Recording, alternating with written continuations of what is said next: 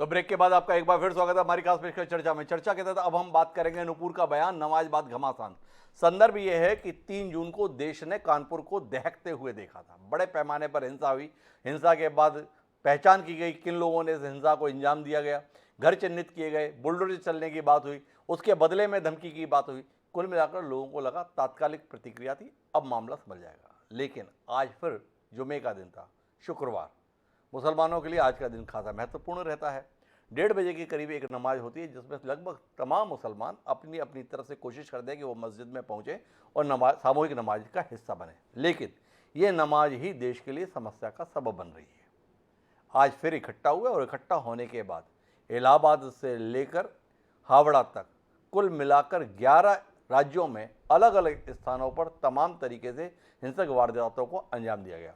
नूपुर शर्मा की गिरफ्तारी की मांग को लेकर, उनके बयान को लेकर आड़ लेते हुए जिस प्रकार से हिंसक वारदातों को अंजाम दिया गया है, वो सवाल उठा रहा है क्या नूपुर शर्मा ने वाकई गलत किया था, या नूपुर शर्मा के बयान के आड़ में लोग अपनी दबी हुई भावनाओं को अव्यक्त करने के लिए सड़क पर उतर आए हैं। इसी पर हम बात करेंगे। हमारे साथ इस चर्चा का हिस्सा बनने के लिए 4 खास मेहमान हैं। रामचंद्र झगड़ा जी जो हमारे साथ जुड़े हुए थे, भाजपा सांसद। जयप्रकाश जी पूर्व केंद्रीय मंत्री और कांग्रेस के वरिष्ठ नेता, वो भी हमारे साथ हैं।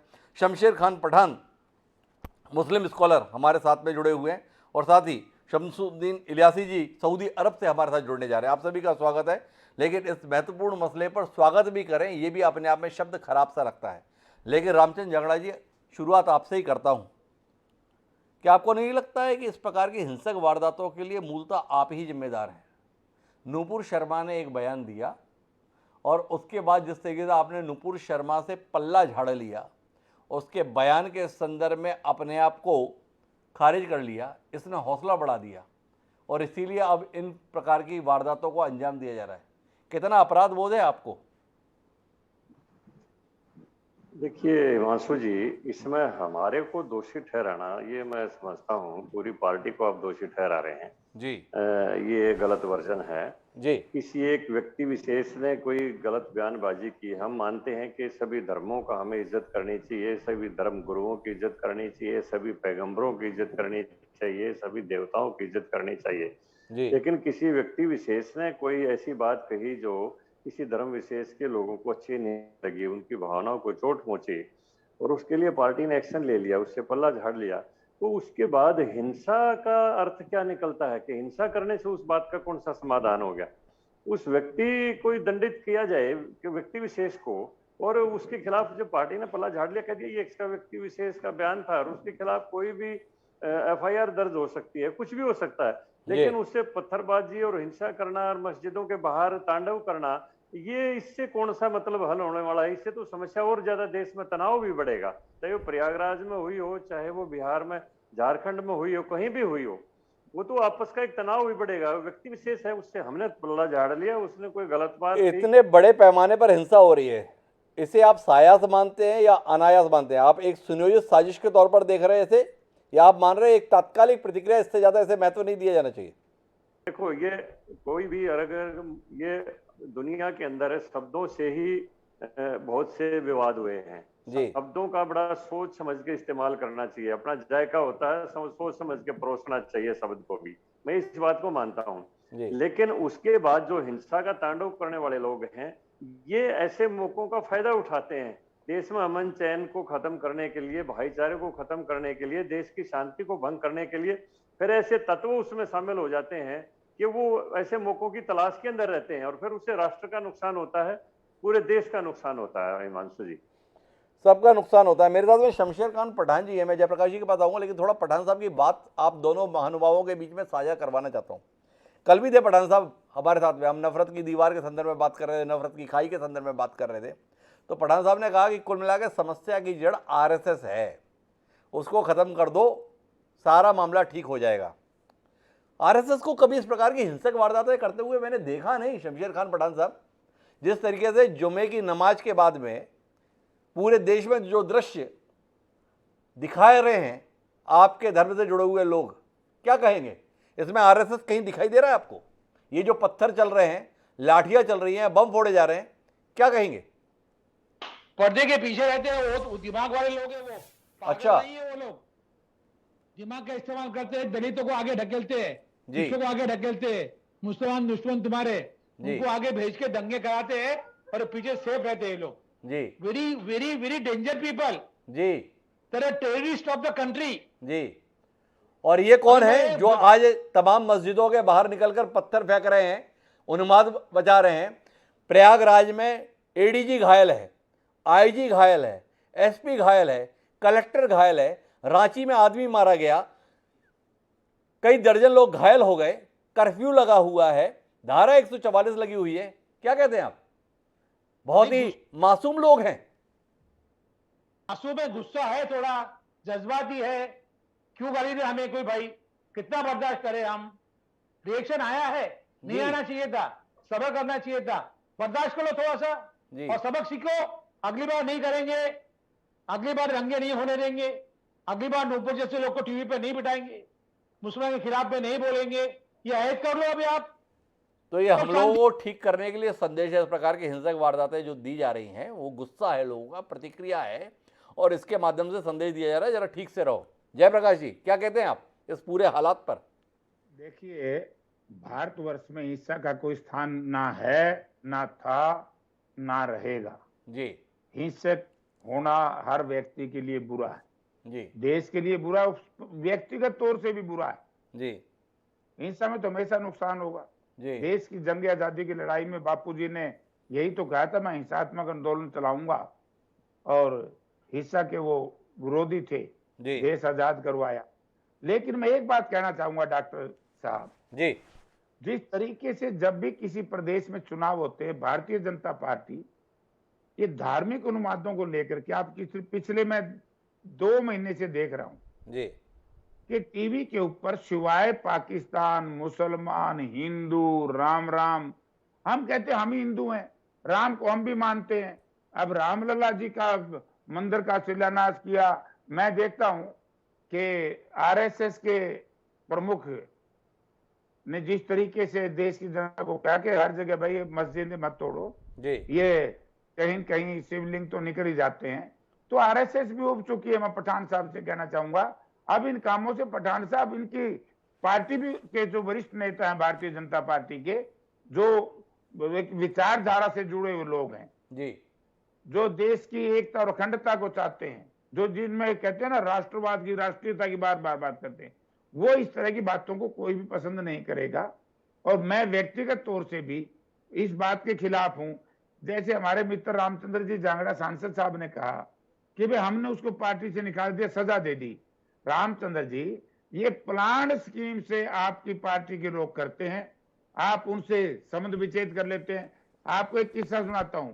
महात्मा गांधी के खिलाफ बोल रही थी ना आपकी राज्यसभा की सांसद हैं जो प्रज्ञा ठाकुर, समय माननीय प्रधानमंत्री जी ने भी कहा था कि मैं इससे कोई संबंध नहीं रखूंगा, उसके बाद वो आपकी पार्टी में अटैच है, आपकी पार्टी के साथ है।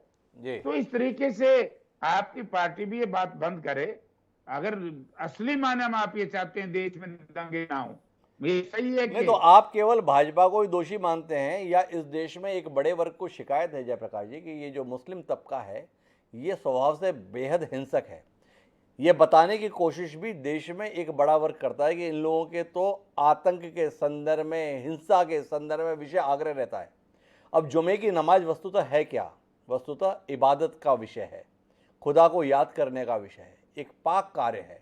उस कार्य के लिए लोग इकट्ठे होते हैं, और इकट्ठे होने के बाद में, नमाज पढ़ने के बाद में बाहर निकलकर दुकानें फूंक रहे हैं, पथराव कर रहे हैं, गाड़ियां जला रहे हैं, बम फेंक रहे हैं। आपको नहीं लगता है वाकई भाजपा को मजबूत ही करेंगे और समाज को मुसलमानों के संदर्भ में एक घृणा का वातावरण बनाने में खुद ही मदद कर रहे हैं? ये सही बात आपकी। मैं इस बात के व्यक्तिगत तौर से मैं खिलाफ। जी किसी की दुकान जलाना, आगजनी करना, राष्ट्र का नुकसान करना कोई अच्छी बात नहीं। जी लेकिन आप भारतीय जनता पार्टी के मित्रों से भी तो कहो कि इनको प्रोवोक ना करें, जी वो भी इस तरह की भाषा का इस्तेमाल ना करे। मैं जयप्रकाश जी एक बयान आपको सुनवाता हूं। ये बूंदी के मौलाना हैं, नूपुर शर्मा ने एक टीवी डिबेट में बात बोली, उसको लेकर सीमा पार 57 इस्लामिक देशों ने अपनी प्रतिक्रिया दे दी, ये ठीक नहीं कर रहे हो। अब आपको एक ये कहता हूं हिमांशु जी कि ये राजनीतिक मुद्दे नहीं बनने चाहिए। ये हमारे धार्मिक मामले हैं, धार्मिक मामलों को राजनीति के साथ नहीं जोड़ना चाहिए। जी। और जब धार्मिक मामले राजनीति के साथ जोड़ोगे तो देश की एकता और अखंडता को बड़ा नुकसान होगा, देश में तरक्की नहीं हो पाएगी। जहां भी धार्मिक उन्माद बढ़े हैं और जिस भी पार्टी ने, जिस भी राजा ने, मुगलों से लेकर के आज तक, आप हिसाब लगा लो रामचंद्र जी, आप तो बड़े सीनियर कार्यकर्ता से लेकर के यहां तक पहुंचे हैं, वरिष्ठ हैं, जिसने भी धर्म के नाम से प्रचार किया है, वो कोई भी हो, वो दल, वो संतुलित, वो पार्टियां खत्म हुई हैं जी। ये एक आपकी पार्टी भी सारा दिन हिंदू धर्म के आधार पर मत चलो, ये कहना है, धर्म को सियासत का मसला मत बनाओ, ये कहना है जयप्रकाश जी का। लेकिन रामचंद्र जांगड़ा जी, मेरा सवाल दूसरा है। आपने ये बताया कि देश में लंबे अरसे के बाद अब एक मजबूत सरकार आई है, एक दमदार सरकार आई है, जिसके राज में सब लोग सुरक्षित रहेंगे। आपकी दमदार सरकार है, इसके बाद भी आधा देश आज जलते हुए देखा है। क्या कहते हैं? अपनी इस विफलता को मानते हैं? अपनी इस नाकामी को मानते हैं? मैं जयप्रकाश जी की बात से शुरू करके और इसी बात के आपके मुद्दे के ऊपर 1 मिनट में आपको बात करूंगा जी। क्या जयप्रकाश जी एक भी इतिहास में ऐसा उदाहरण बताएंगे कि हिंदुओं ने किसी धर्म विशेष के लोगों के खिलाफ कोई फतवा जारी करके नरसंहार का कोई आदेश दिया हो? जैसे चोटियां काटने के आदेश दिए गए, जैसे जनेऊ उतारने के आदेश दिए गए, जैसे मूर्तियों को भंजन करने के आदेश दिए गए, मैं उस इतिहास में बल्कि जाना नहीं चाहता, क्योंकि ये बातें याद दिलाने से भी और बेकार में आपस का एक द्वेष बढ़ता है। लेकिन इतिहास ऐसी घटनाओं से भरा हुआ है कि जिसमें हिंदुओं पर जजिया लगाया गया, अत्याचार किए गए, उनके सामने उनके पुत्रों को मारा गया, दीवार में चढ़ाया गया, पता नहीं क्या क्या कुछ किया गया। इससे इतिहास का पन्ने के पन्ने भरे पड़े हुए हैं जी। लेकिन अगर किसी भी हिंदू धर्म में कोई विकृति आई और किसी महात्मा ने, जैसे कबीर थे, नानक थे, उन्होंने उस विकृति के खिलाफ, स्वामी दानंद थे, कोई चोट की तो उन्होंने उसको सुधारवादी आंदोलन कहा, किसी के खिलाफ मौत का फतवा जारी नहीं किया। जैसे तस्लीमा नसरीन के खिलाफ खुद मुस्लिम समुदाय ने मौत का फतवा जारी किया है। हिंदू अपने आप में सहनशील है, आरएसएस अपने आप में राष्ट्रवादी है। कभी किसी मुसलमान के विरोध में कभी आरएसएस ने एक शब्द नहीं कहा है। समदर्शी समाज की संकल्पना की है और सबका सुख की कामना की है, ऐसा आरएसएस का दर्शन है, राष्ट्र का दर्शन है ये। मैं दूसरी बात जो आप ये जो कहते हैं कि ये देश धर्म में जो मजबूत सरकार आई है, ये कुछ लोगों को सहन नहीं हो रही है, वो समाप्ति की ओर अग्रसर है और समाप्त हो चुके हैं। पूरे देश से कांग्रेस जा चुकी है, गांधी परिवार का युग खत्म हो चुका है। अब उनको वो बर्दाश्त नहीं हो रहा है कि देश का आज पूरी दुनिया में गौरव बढ़ा है मोदी जी के नेतृत्व में, पूरे देश में ने मान लिया, पूरी दुनिया ने मान लिया। रामचंद्र जी, यहाँ पर देश जलता हुआ दिख रहा है, इस पे भी तो कुछ बोलिए ना। कैसे, क्या नहीं पता था कि जुमे की नमाज होनी है? जुमे की नमाज का पता होने के बाद भी, कानपुर का अनुभव होने के बाद भी, चाहे आप उत्तर प्रदेश के 1 दर्जन से ज़्यादा शहर हैं आज जहाँ पर हिंसक वारदातें हुई हैं, यहाँ दिल्ली में जामा मस्जिद के पास जिस प्रकार का वातावरण बना, रांची के संदर्भ में, पश्चिम बंगाल के संदर्भ में, सब तरफ जिस तरीके का वातावरण बना है, इसको लेकर कुछ कहिए ना, किसकी नाकामी है? जाए कोई मजबूत नेता को अस्थिर किया जाए, उसके ताकत को कम किया जाए कि किसी तरह से देश में अस्थिरता हो, किसी तरह से देश में अस्थिरता पैदा करने की कोशिश है। मेरे साथ में शमसुद्दीन इलायची अब जुड़ गए हैं सऊदी अरब से। वो पिछली बार बहुत नाराज थे देश के वातावरण को लेकर, अब हम लोग बहुत नाराज हैं इलियासी साहब। नुपुर शर्मा के बयान की आड़ में आज हिंदुस्तान में जुमे की नमाज के बाद, खुदा को याद करने के बाद जो दृश्य देखने को मिला है, क्या आपको नहीं लगता है इससे देश के अंदर मुसलमानों के खिलाफ एक वातावरण ही बनेगा? आज की इस हरकत ने मुसलमानों के संदर्भ में बहुसंख्यक आबादी के मन में एक बार फिर आक्रोश पैदा करने का काम किया है। क्या कहते हैं आप? मैं ये कहता हूं कि मोहम्मद सल्लल्लाहु अलैहि वसल्लम ने फरमाया कि जब नाइंसाफी जुल्म बढ़ेगा तो आतंकवाद बढ़ेगा, जब इंसाफ रहेगा तो सलामती, शांति, उन्नति रहेगी। जी। नुपुर शर्मा, यतीम असीमानंद जैसे आतंकवादियों को, साध्वी प्रज्ञा जैसे आतंकवादियों को अगर सही सजा मिल जाती, असीमानंद जैसे आतंकवादियों को सही सजा मिल जाती, तो आज का जो भी वातावरण है वो नहीं होता। लेकिन पुलिस 1,000 मुसलमानों को बुक कर रही है और आतंकवादियों को आजाद छोड़ रही है। गुजरात के फसादात के बाबरू बजरंगी जो कि कट्टर आरएसएस का आतंकवादी है, 20,000 से ज्यादा मुसलमानों को गुजरात में मरवाने के बाद कहता है औरतों के पेट काट के बच्चों को निकालकर भाले पे हमने चढ़ाया है, टीवी पर कहता है, उसको भी कोर्ट आजाद छोड़ देती है। मुजफ्फरनगर के फसादी आतंकवादी आरएसएस बीएचपी बजरंग दल के आजाद फिर रहे हैं। जब मुल्ले काटे जाएंगे, राम राम चिल्लाएंगे, जिन्होंने नारा दिया उन पर एमएलए एमपी बनाया जा रहा है। जो योगी आदित्यनाथ कहता है मुसलमान औरतों को खबर में से निकाल कर उनका रेप करेंगे, उसको चीफ मिनिस्टर बना दिया जाता है। ये तमाम चीजों से साबित होता है कि मोदी हमेशा योगी सरकार बीजेपी आरएसएस की देश को तोड़ने, आपस में मारकाट करने, तबाही मचाने का बीड़ा उठा के रखे हैं। इसलिए तरक्की में 180 नंबर पर है, गरीबी में 175 पर है, बाहरी खर्चा 3 गुना बढ़ गया, 40 करोड़ हिंदुस्तानी बेरोजगार हो गए, महंगाई आसमान को छू रही है, कंपनियां बंद होते जा रही है, दुनिया भर में फूतू हो रही है। United Nations, Organisation of Islamic Council, खाड़ी के देश पूरे फूतू कर रहे हैं। क्या पता चला? मोदी आपस में हिंदू मुस्लिम की लड़ाई लगाकर ज्ञानवापी जैसे मुद्दों को उठा के वहां से लिंगम को प्रोड्यूस करके बर्बादी बर्बादी बर्बादी कर रहे हैं पूरे 130 करोड़ हिंदुस्तानियों की। और इसमें आरएसएस पूरा साथ दे रही है, क्योंकि गोवलकर सावरकर की आइडियोलॉजी की है। आपस में आरएसएस पूरा साथ दे रही है। इलियासी साहब, मुझे थोड़ा बताएंगे कि कहां पर आपको आरएसएस के लोग इस तरीके से जमघट के रूप में इकट्ठा होकर मुसलमानों के ऊपर पत्थर फेंकते हुए दिख गए? कहां पर वहां उन्हें बम फेंकते हुए आपने देख लिया? क्या आप आज के इस घटनाक्रम की हिमायत करते हैं? लोग जुमे की नमाज के लिए क्यों आते हैं? खुदा को याद करने के लिए या लोगों के ऊपर हमला करने के लिए? ये सवाल जहन में है। आप जैसा विद्वान आज हमारे कार्यक्रम में हैं, थोड़ा बताएंगे कि जुमे की नमाज के लिए लोग इकट्ठे क्यों होते हैं और वो नमाज में बैठकर संकल्प क्या लेते हैं? क्या यही संकल्प लेते हैं कि जब हम मस्जिद से बाहर निकलेंगे तो फिर देखते हैं कि जो भी रास्ते में आएगा उसे मिटा देंगे?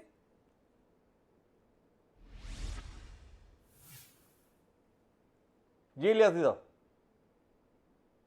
इस्लाम हाथ में लॉ एंड ऑर्डर लेने के खिलाफ है, किसी मासूम को कोई भी धर्म के मारने के खिलाफ है।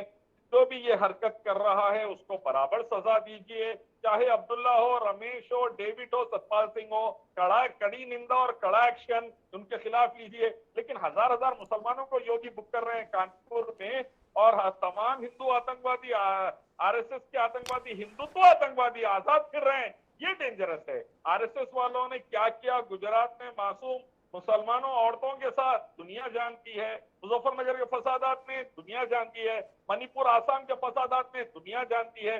आज भी जो कानपुर का दंगा छिड़ा वो आरएसएस के लोगों ने शुरू किया, हिंदुत्व आतंकवादियों ने, तब जाकर दंगा छिड़ा। मैं कहता हूँ जो भी दोषी है आप एक्शन लीजिए। इस्लाम हर किस्म के फसाद के खिलाफ है, फसाद ना हो, रायट ना हो, बर्बादी ना हो, इसके खिलाफ है। लेकिन नथुराम गोडसे के समर्थक बगैर फसाद करे, खून बहाए, देश को तोड़े कोई काम कर नहीं सकते। और धार्मिक किताबों से दूर दूर का वास्ता नहीं है, वेदा गीता उपनिषद से। इसीलिए कभी लिंगम के पीछे, कभी गाय के पीछे, कभी मूर्ति के पीछे बर्बाद हो रहे हैं। मैं एक बयान आपको सुनवाना चाहता हूँ इलियासी साहब, फिर बताइएगा कि देश में सौहार्द कैसा रहेगा। धर्मगुरु अगर इस भाषा को बोलेंगे, उसके बाद में आप उम्मीद करें कि हिंदू मुस्लिम भाई भाई के भाव के साथ रह लेंगे? कैसे रह लेंगे? नुपुर शर्मा के बयान पर आपको इतना एतराज है, लेकिन इस बयान को सुनिए जो एक मौलाना साहब कह रहे हैं। पहला जुमला ये कि सस्ती शोहरत के खातिर ये जो भी कुछ करता है इंसान सस्ती शोहरत के खातिर करता है। अफसोस की बात यह है कि उनके वालों में तो इतनी ताकत ही नहीं है कि उन्हें इज्जत और शोहरत दिलवा दे। अगला जुमला ये कि अगर मामला ये है कि साहब ये चीज कानूनी तौर पर सही है तो फिर हम ऐसे कानून के खिलाफ भी जाएंगे। और अगर कानून के खिलाफ है तो एक बात तवज्जो से सुन ले, चाहे वो बूंदी जिले का प्रशासन हो, चाहे पूरे देश की हुकूमत हो, तवज्जो के साथ इस बात को सुन ले कि अगर मेरे आका की शान में गुस्ताखी उसने की है, जो कि की है, और अगर कोई और भी करेगा तो इस बात को कान खोल कर सुन ले, उस पर एक्शन ले ले। अगर एक्शन नहीं लेंगे तो मुसलमान रिएक्शन देगा। अब जिस कौम के खिलाफ मुसलमानों ने रिएक्शन दिया है उनके लिए जमीन रब्बे जुल जलाल ने तंग फरमा दी। वो दौड़े दौड़े फिरते रहे, उन्हें जमीन का एक टुकड़ा तक नसीब नहीं हुआ। तो अगर तुमने एक्शन नहीं लिया तो फिर हम रिएक्शन देंगे। और ये कोई गुजारिश नहीं है, खुली चेतावनी है। पूरी दुनिया का मुसलमान उठेगा, हिंदुस्तान का मुसलमान उठेगा, बूंदी शहर का मुसलमान उठेगा। शान में अगर एक लफ्ज भी बोला तो याद रख लो जबान काट ली जाएगी। जी इलियासी साहब, ये धर्मगुरु की भाषा है और आप आरएसएस को कोस रहे हैं। किसी को काट देने की, किसी को मार देने की बात कहना, किसी मुसलमान इंडिविजुअल को इस्लाम इजाजत नहीं देता। जैसा कि देश के साथ गद्दारी करने पर हुकूमत सजा देती है, वैसे ही वहां अल्लाह उसके रसूल की शान में गुस्ताखी करने पर हुकूमत ने सजा देना चाहिए। और मोदी अमित शाह से गुजारिश है कि प्राइम मिनिस्टर, होम मिनिस्टर होने के नाते ये कानून बनाए कि जो भी सच्चे खुदा और सच्चे पैगंबर की शान में गुस्ताखी हो गई उस पर सख्त से सख्त कार्रवाई होगी। उसको मेंबर ऑफ पार्लियामेंट नहीं बनाएंगे। तो शमसुद्दीन जी की बात इस देश के तमाम मुसलमान सुने। उनका कहना है कि अगर इस प्रकार की भाषा आप इस्तेमाल कर रहे हैं तो इस्लाम इसकी इजाज़त नहीं देता। तो फिर भी जो लोग इस भाषा का इस्तेमाल कर रहे हैं उन्हें विचार करना चाहिए। वो सब कुछ हो सकता है लेकिन शायद मुसलमान नहीं होते। लेकिन रामचंद्र जांगड़ा जी, सवाल आपकी ओर आकर रुक जा रहे हैं। शिकायत है, आप जिस तरीके का शासन चला रहे हैं, जिस तरीके का प्रशासन चला रहे हैं, उसमें लोग असुरक्षित महसूस कर रहे हैं। आप स्वयं इस प्रकार के धार्मिक उन्माद को बढ़ावा देते हैं। आप दोषियों पर समय रहते कार्रवाई नहीं करते हैं। आप इस प्रकार के दोषियों के संदर्भ में सद्भावना रखते हैं और इसीलिए इस प्रकार का वातावरण समाज में बन रहा है। क्या कहेंगे इस शिकायत को लेकर? देखिए हिमांशु जी, योगी जी के राज में जी हर दोषी के ऊपर तत्परता से कार्रवाई हुई है, चाहे वो हिंदू था, चाहे वो मुसलमान था, चाहे कोई भी और था।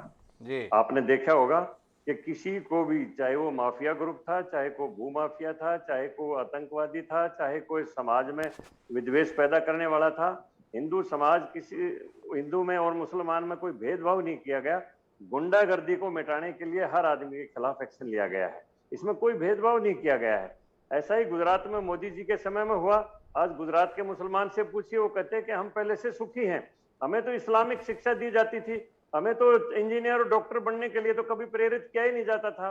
हम तो आज उसके देश के असली हिस्सेदार तो आज बने हैं, हम इंजीनियर बनने लगे, डॉक्टर बनने लगे, अब हमारी आर्थिक हालत अच्छी होगी। लेकिन जो लोग मुसलमानों को केवल एक वोट बैंक के रूप में प्रयोग करते थे, उनको गरीबी और गुर्बत की जिंदगी देके, सब्सिडी का जीवन देके उनको वोट बैंक बनाए हुए थे, अब उनको चिंता है और वो मुसलमान को भ्रमित करके देश में गुंडागर्दी करवा रहे हैं। वही लोग इस दंगों के पीछे हैं कि किसी आदमी ने, अनजान आदमी ने या असमझ आदमी ने कोई एक छोटी सी बात कह दी तो उसके खिलाफ मोदी जी के को ले लो, उसको लपेट लो और देश के अंदर शांति को भंग कर दो। देश को इस विकासशील के जो एक कंपटीशन है दुनिया के अंदर, भारत जो बढ़ता जा रहा है, भारत की प्रगति को जांगड़ा जी, सच्चाई है या आप मानते हैं पिछले 8 साल से आपकी पार्टी के कुछ चुने हुए नेता एक खास किस्म के बयान लगातार देते आ रहे थे, लोग उसको लेकर शिकायत करते थे, शिकवा करते थे, आप कान नहीं देते थे। नुपुर शर्मा के द्वारा दिया गया बयान राज्य और देश की सीमा को लांघकर जब अंतर्राष्ट्रीय स्तर पर विषय बन गया और जब वहां से आपत्ति आई तो आपके कान खड़े हुए। आपने बता दी एक नासमझ आदमी, आपकी पार्टी के राष्ट्रीय प्रवक्ता थी, जरा सी आवाज देश की सीमा से बाहर आई तो आपको कोई ऐरा गैरा दिखने लगा, फ्रिंज एलिमेंट दिखने लगा। अपनी पार्टी के नेता को, अपनी पार्टी के राष्ट्रीय प्रवक्ता को आप इस तरीके से खारिज कर दे रहे, उनकी द्वारा कही गई बात को एक नासमझ व्यक्ति की बात कर रहे हैं। तो नासमझ कौन हुआ? जिसने उन्हें राष्ट्रीय प्रवक्ता बनाया वो नासमझ है या वो राष्ट्रीय प्रवक्ता नासमझ थी? देखिए, मैंने पहले हिमांशु जी बैठते ही कहा कि इस दुनिया में जो बड़ी बड़ी घटनाएं हुई हैं वो जुबान के फिसलाव के कारण हुई और आदमी को बहुत ही संयम से जुबान का इस्तेमाल करना चाहिए, क्योंकि जुबान से निकला हुआ जो शब्द है वो तीर की तरह वापस नहीं आ सकता। इसलिए मैं उस बात को कंडम करता हूं, चाहे कितनी बड़ी कुर्सी के ऊपर कोई बैठा हो, अपनी जुबान से कोई ऐसी बात नहीं करनी चाहिए जो किसी की भी भावना को आहत करे। तो इसमें इस बात को मैं मानता हूं, लेकिन मैं बार बार ये बात कहता हूं कि किसी ने अगर वो बात कह दी तो राष्ट्र विरोधी तत्व ऐसे मौकों की तलाश में रहते हैं, वो आगजनी करवाते हैं, धर्म विशेष की बात करते हैं, अंतर्राष्ट्रीय मंच तक उस बात को ले जाते हैं। ऐसे लोग मौकों की तलाश में ऐसे लोग रहते हैं। मौके की तलाश में रहते हैं। मैं बातचीत को आखिरी दौर पर ले जाना चाहता हूं। जयप्रकाश जी, आपके पास आना चाहता हूं। क्या भाजपा को कोसकर या राष्ट्रीय स्वयंसेवक संघ को कोसकर हम इस विषय का समाधान खोजेंगे? आता हूं पठान साहब आपके पास। में आखिरी बातचीत आपसे ही करूंगा, लेकिन सवाल इस बात का है कि केवल भाजपा या संघ को दोषी ठहराने से बात बनेगी, या आपको लगता है कि आज जुम्मे की नमाज की आड़ में जिस प्रकार से हर जगह पर लोग इकट्ठा होकर और इस प्रकार के हिंसक वारदातों को अंजाम दिए हैं, इस पर भी आप जैसे लोगों को कुछ बोलना चाहिए, कुछ आपत्ति दर्ज करनी चाहिए, कुछ इसके संदर्भ में स्पष्ट नजरिया आना चाहिए, या इस मौके पर भी भाजपा और संघ को कोसकर ही आपको लगता है दायित्व का निर्वहन हो जाएगा? नहीं, देखिए, इस तरह की घटनाओं की मैं और हमारी पार्टी तो हमेशा निंदा करती रही है जी कि किसी भी व्यक्ति ने कानून को हाथ में लेना चाहिए, और इस तरह का जो आज हुआ है जी इसकी प्रशंसा कौन करता है? हर व्यक्ति इसकी निंदा करता है। जी। ये गलत है, किसी तरफ से भी हो। जी लेकिन मैं रामचंद्र जी जांगड़ा जी से एक बात बताना चाहता हूं कि हम तो वैसे तो सेकुलर लोग हैं, जी हम किसान परिवार से आते हैं, लेकिन मैं एक बात जरूर कहूंगा, इन्होंने स्वामी दयानंद जी की बात कही, बड़ी अच्छी बात कही, क्योंकि जिनका जो क्षेत्र है वारिय समाज का क्षेत्र है, जी। ये मूर्ति पूजा में और व्यक्ति पूजा में विश्वास नहीं रखते, क्योंकि हमारा जो इलाका है जी। वारिय समाज से संबंधित है। लेकिन मैं एक बात जरूर कहना चाहूंगा जांगड़ा साहब, कि धर्म को राजनीति से मत जोड़ो। हमारा झगड़ा आपसे ये है, और जिस भी संतुलित ने, आपने इस तरह जनेऊ की और वो पुराने जमाने की मुगलों की बात कही, क्या मुगल संतुलित है हिंदुस्तान में? एक दिन ऐसा आया कि देश छोड़ के जाना पड़ा, कोई भी नहीं रहेगा। धर्म के नाम से जो राजनीति करने का प्रयास करेगा, किसी भी धर्म का व्यक्ति हो, उसको नुकसान तो रहेगा। तो जयप्रकाश जी भी वापस लौटकर आ गए भाजपा को परामर्श देने के लिए ही, लेकिन मैं शमशेर खान पठान जी के पास वापस जाता हूं। शुरुआत में वो कह रहे थे, अब रिएक्शन था, भावनाएं थी, भावनाएं लोगों की जान लेने लगे, लोगों के जान माल का नुकसान करने लगे, और उसके साथ शमशेर खान पठान साहब आप खड़े हो जाएं, ये बड़ा अचंभे का विषय है। कहीं तो शर्मिंदा होइए, कहीं तो उन लोगों के खिलाफ कुछ बोलिए, ये ठीक नहीं है। यहाँ से हजारों किलोमीटर दूर बैठे हुए शमसुद्दीन इलायची साहब हमारे साथ बोलने के लिए तैयार हैं कि ये मुसलमानों का चरित्र नहीं हो सकता। आपको बोलने में कष्ट क्यों हो रहा है? जस्टिफाई नहीं करूंगा, वो गलत है। वो जी इस तरह से नहीं करना चाहिए था, जी। गुस्सा आ गया था, कंट्रोल करना चाहिए था। मैंने ये कहा, जी। सही किया मैंने, ऐसा नहीं कहा। जी मैं अभी जांगड़ा साहब की बात कर देता हूं। आरएसएस राष्ट्रवादी संगठन है, जी आप स्टडी कीजिए राजनाथ साहब, थोड़ा गूगल पे जाइए। 18 बम धमाके में अरेस्ट है आपके लोग, 4 धमाके में सजा पा रहे हैं आरएसएस के लोग।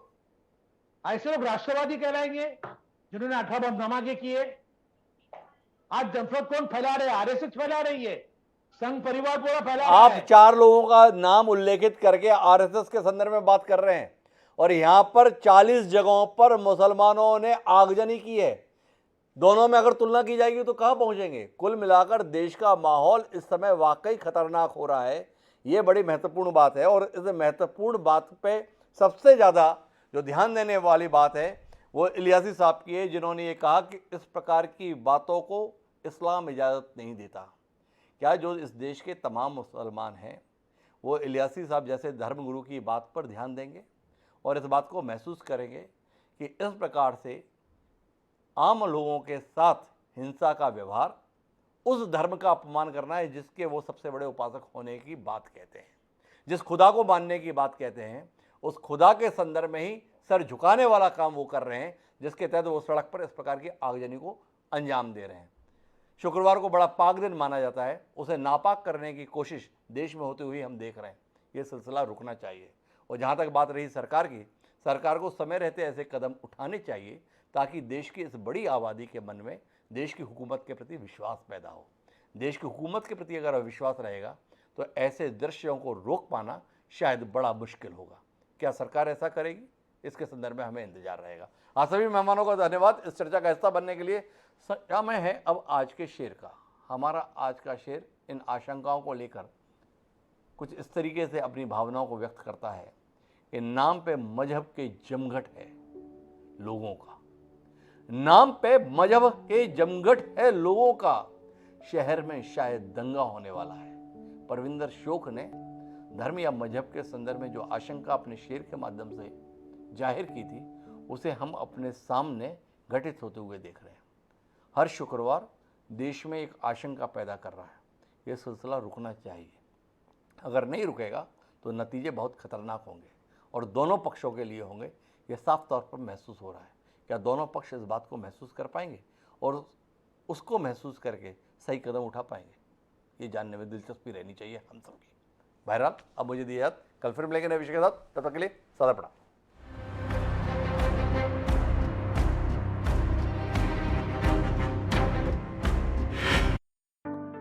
इस कार्यक्रम की